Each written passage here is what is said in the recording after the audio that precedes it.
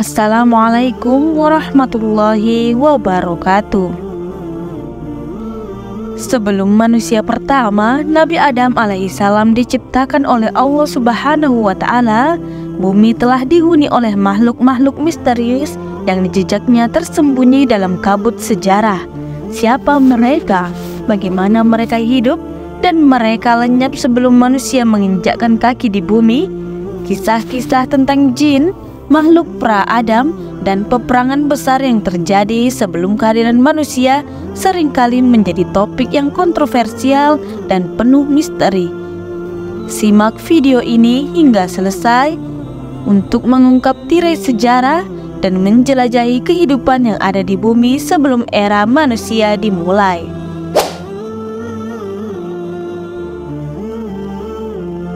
Dalam Islam, Allah Subhanahu wa Ta'ala menciptakan alam semesta.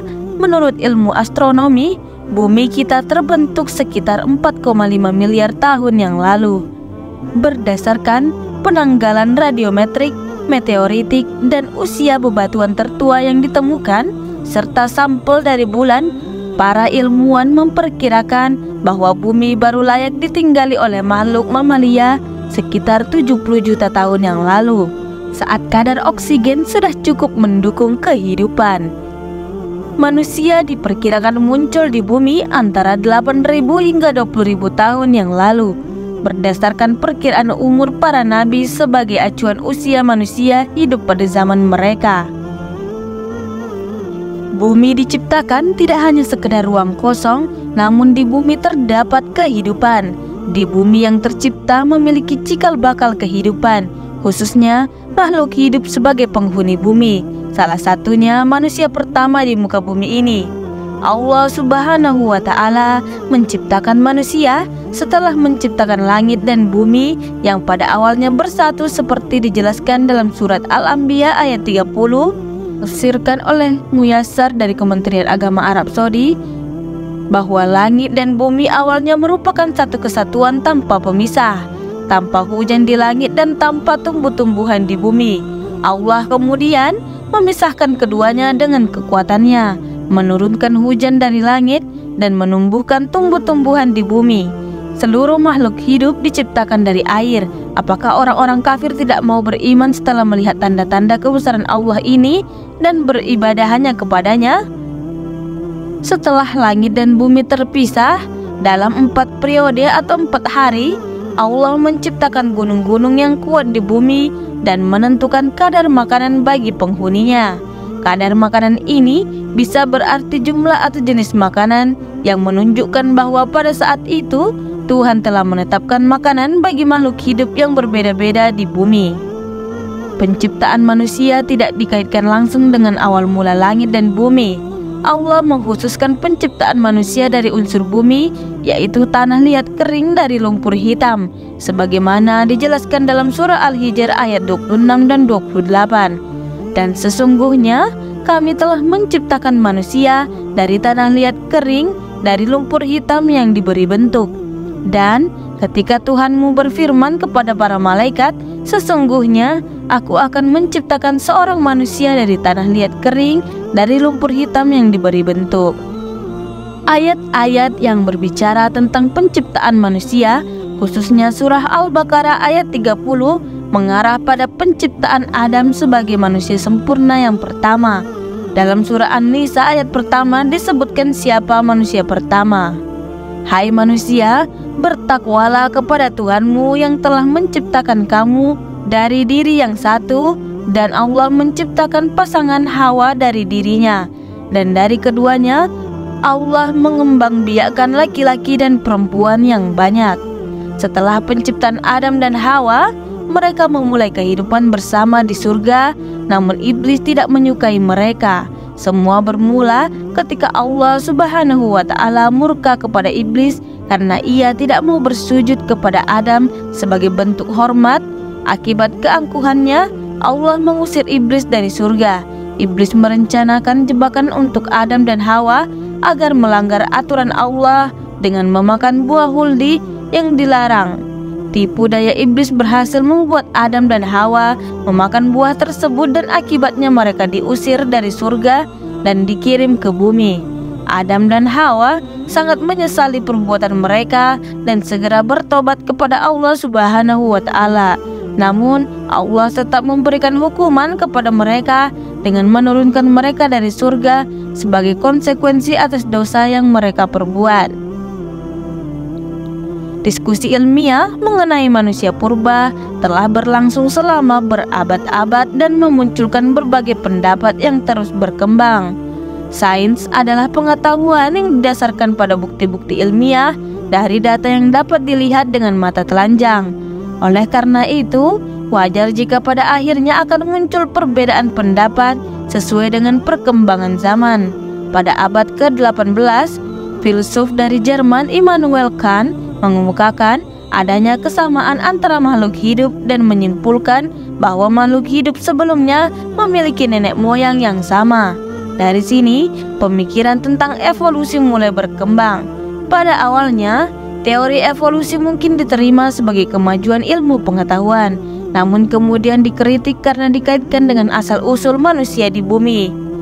Teori evolusi mengarah pada gagasan bahwa spesies makhluk hidup berevolusi dari nenek moyang yang sama, dan spesies yang paling dekat dengan manusia adalah kera besar yang hidup jutaan tahun lalu. Akhirnya, teori evolusi mendapat banyak penolakan dan menimbulkan perdebatan panjang.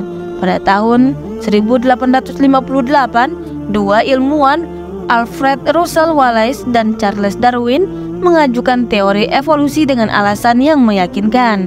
Darwin menemukan variasi spesies yang sangat berbeda di Kepulauan Galapagos dan menyimpulkan bahwa spesies selalu berevolusi dan menjalani seleksi alam. Di Asia, khususnya Indonesia, Wallace mengamati bahwa setiap pulau mempunyai ciri khas makhluk hidup yang berbeda, sehingga ia membagi sebaran organisme di sepanjang garis antara Selat Lombok dan Makassar yang dikenal sebagai garis Wallace. Beberapa bukti yang mendukung teori evolusi adalah: pertama, jejak fosil pada lapisan tanah yang menunjukkan waktu jutaan tahun yang lalu. Kedua, adanya persamaan organ tubuh makhluk hidup seperti bentuk tulang tangan manusia yang menyerupai sayap kelelawar. Ketiga, studi biogeografi Wallace yang menunjukkan perbedaan organisme di wilayah berbeda. Keempat, struktur tubuh setiap spesies yang berkerabat dekat memiliki komposisi yang hampir sama. Kelima, pewarisan sifat yang menunjukkan variasi yang diturunkan kepada keturunannya, terbagi menjadi mikroevolusi dan makroevolusi. Selain bukti-bukti yang mendukung teori evolusi, ada juga alasan yang menolak kebenaran teori tersebut dan menganggapnya tidak lagi valid untuk diterapkan di masa kini. Dalam hamparan waktu yang tak terhitung, sebelum Nabi Adam alaihissalam diturunkan ke bumi, tanah ini telah dihuni oleh makhluk-makhluk yang misterius dan penuh teka-teki. Al-Quran memberikan sekilas pandang tentang adanya kehidupan sebelum Adam, mengisyaratkan kehadiran makhluk lain yang telah menjalani takdir di planet yang sama. Dalam kajian tafsir Al-Quran, manusia pertama yang dikenal adalah Nabi Adam alaihissalam.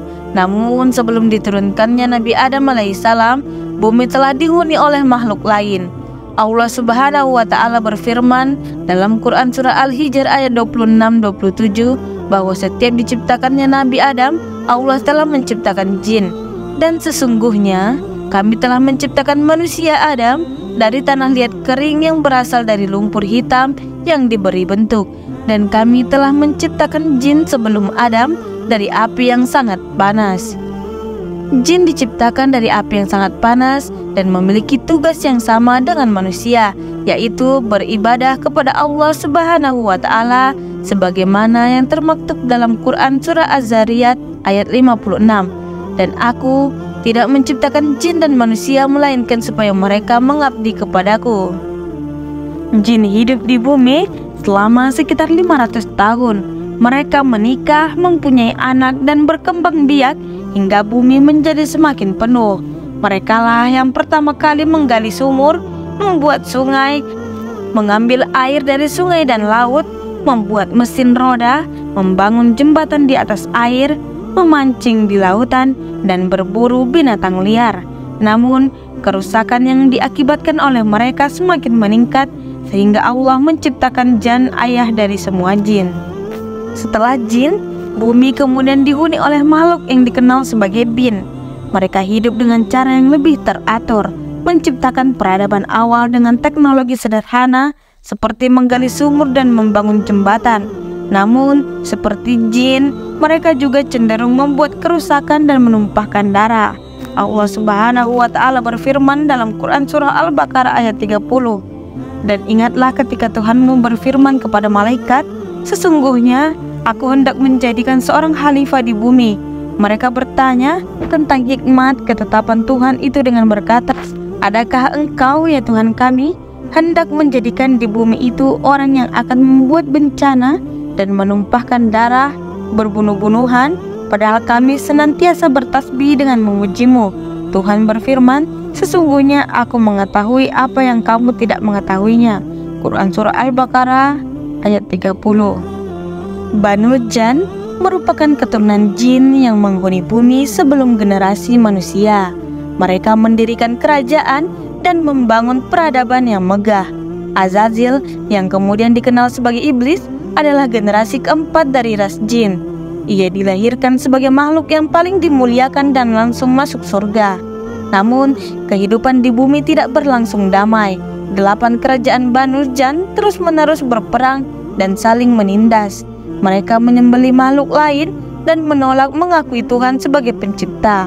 Akhirnya, Tuhan murka dan mengirimkan ras malaikat yang dipimpin oleh Azazil untuk menghukum dan membantai mereka. 8 kerajaan Banu Jan dihancurkan dan banyak dari mereka yang meninggal atau dibuang ke laut. Azazil melihat rakyatnya dibantai karena ketidaktaatan mereka, meskipun ia adalah pemimpin pembantaian itu. Kesedihan menyelimuti dirinya. Ia bersumpah bahwa suatu saat akan ada bangsa yang lebih rendah kemampuannya dan ia tidak akan mengetahui mereka sebagai pemimpinnya. Karena inilah ia menolak kekhalifahan Nabi Adam dan kemudian dikenal sebagai iblis.